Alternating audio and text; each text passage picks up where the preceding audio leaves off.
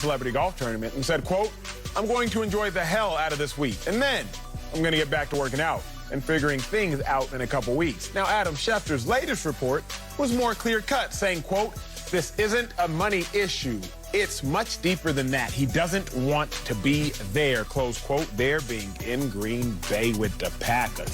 So, Marcellus, does this change your opinion about Aaron Rodgers' future in Green Bay? No. I think Aaron Rodgers is still going to play. I think he's going to play week 1. He's just trying to figure out how to have a soft landing after getting into his emotions and feelings this entire offseason. Another case of someone who's trying to be disruptive without a destination. A few names come to mind. Russell Wilson tried this. Deshaun Watson tried this. And then they come to realize this is where home is because they don't have the power to make somewhere else their home. Why my mind hasn't changed really on this actually affirms what I've been saying this entire offseason. Because Adam Schefter reports that this is deeper than just money. How could that be in business, that something's deeper than money? Let's just really breathe on this. Deeper than money. When money in business is called the bottom line. The bottom line. I mean, there's no line under it. But people are going to say, no, it's deeper than that. Actually, it's more shallow than that. You are in your feelings, or they are in their feelings. So now you guys are going to walk outside and have this conversation about how you're off-center emotionally. But that's not deeper than the bottom line. The bottom line in business is you do for me, I do for you, and we just did this together. I don't understand.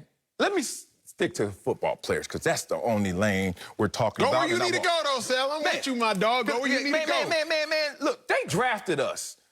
And you know what the drafting is? We're going to pay you, but you coming here. Okay, I ain't got a problem with that. And we're going to show you love as much as you show us love. Because so when Aaron Rodgers was drafted there, Brett Favre was getting all the love. Yoo-hoo, I'm Aaron Rodgers. And then all of a sudden now Aaron Rodgers is the man. And Jordan Love is sitting there saying, yoo-hoo, I'm Jordan Love. But when do you ever lose sight of what this is?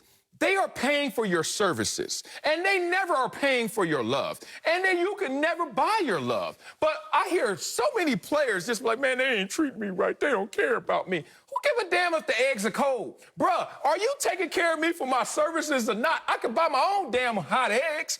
But I see this happen time and time again. And what happens is you lose your way, and then they start looking at you differently. So I wish guys would hold up a mirror before a flashlight.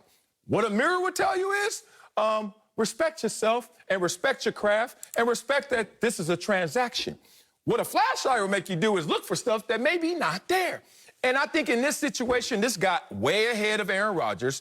Now he's trying to figure out how to box this all back in and show up as a Green Bay Packer once again. Seen this story before. Sad to see it that I'm still realizing it's happening again. I like that take. I like that take. I like that take. I like that take. I vehemently disagree with the take. Okay. But I really like the take. Let's go. Aaron Rodgers isn't going back to Green Bay.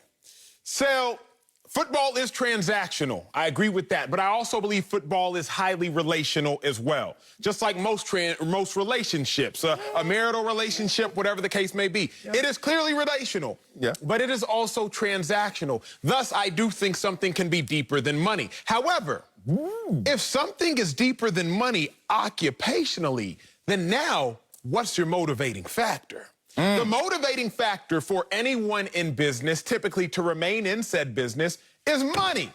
I'm sitting at this desk, you sitting at this desk, other people sit at desks at this network in large part because of money. Other people leave desks that they sit at networks to go other places because of money. So if something is now bigger than money, what do you have to tether somebody to an occupation?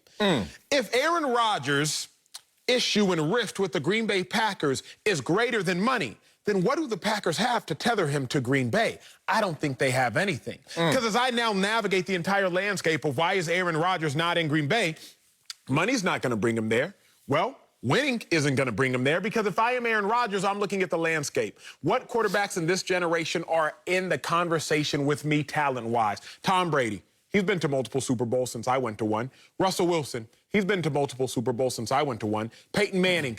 He's been to multiple Super Bowls since I went to one. If I am Aaron Rodgers, I'm looking at the landscape of quarterbacks, and I'm like, wait a second. I'm as talented as Patrick Mahomes, Tom Brady, Russell Wilson, Peyton Manning. I'm as talented as those guys, and they all have been to multiple Super Bowls, and I have only been to one. Thus, I am not the limiting reactant. The Green Bay Packers organization is. So if money's not going to bring Aaron Rodgers back, and if winning a Super Bowl isn't going to bring Aaron Rodgers back, then what is going to bring Aaron Rodgers back? That's why I don't think he's going to be in Green Bay week 1. Well, let's bring in somebody else to get their thoughts on Aaron Rodgers' destination. Bucky Brooks.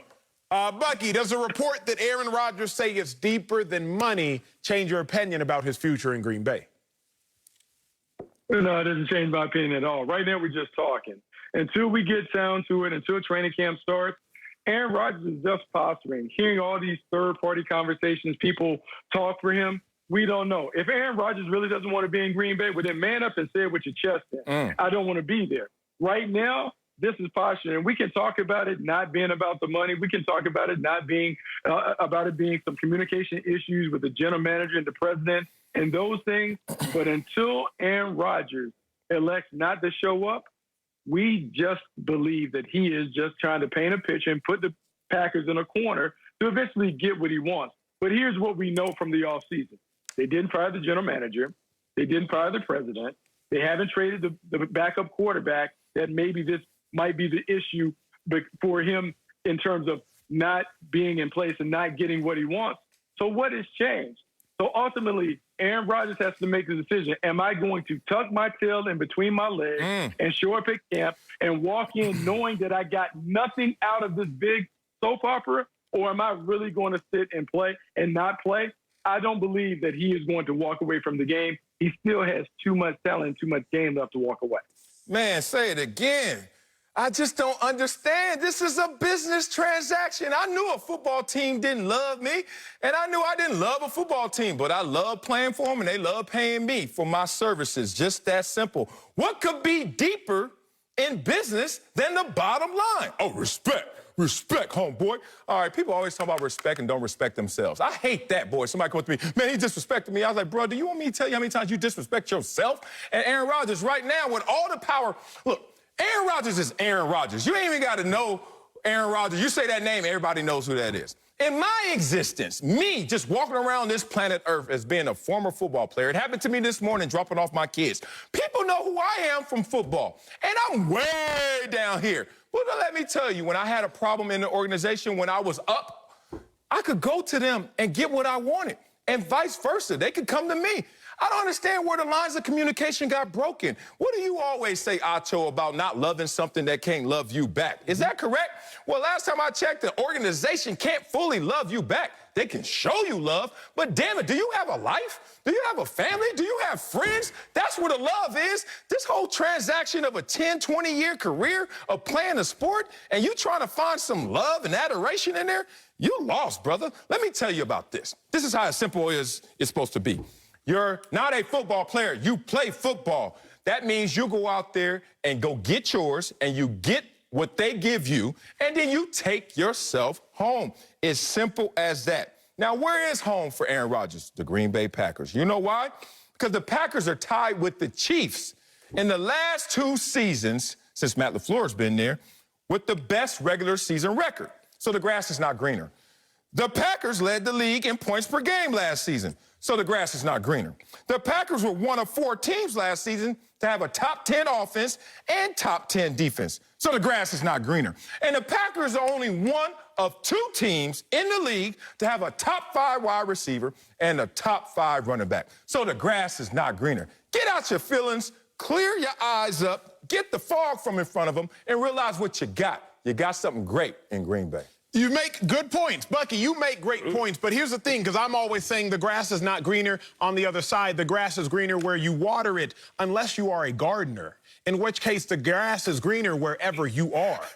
And if you are Aaron Rodgers, at this point, you have to perceive that the grass is going to be greener wherever you arrive. Because the grass may not have been greener for Peyton Manning when he got to Denver, but he sure as heck made it green, won to 2 Super Bowls. Grass may not have been greener for Russell Wilson. They were 7-9 the year before he arrived, but he went to 2 Super Bowls within his first 3 years. The grass may not have always been greener roster-wise for Tom Brady at quarterback, but he's been to a plethora of Super Bowls since Aaron Rodgers went to his one. The grass is greener wherever Aaron Rodgers goes. If I'm Aaron Rodgers, that's what I would perceive. But Bucky, Sale, y'all know on this show we go deeper. I just heard Mark Sanchez, the latest Fox employee, remind me of this notion. Aaron Rodgers is represented by the same agent who represented Carson Palmer, Dave Dunn. David Dunn, remember, represented Carson Palmer in 2011 and threatened to retire if not traded. Aaron Rodgers in a similar position, albeit the Green Bay Packers are a much better organization than the Bengals were at the time. But that same threat of, I don't want to be here, and if you do not trade me, I will retire. I'm not going to think that it is far-fetched for Aaron Rodgers, who has the same representation, and that representative made it work previously for Carson Palmer, a number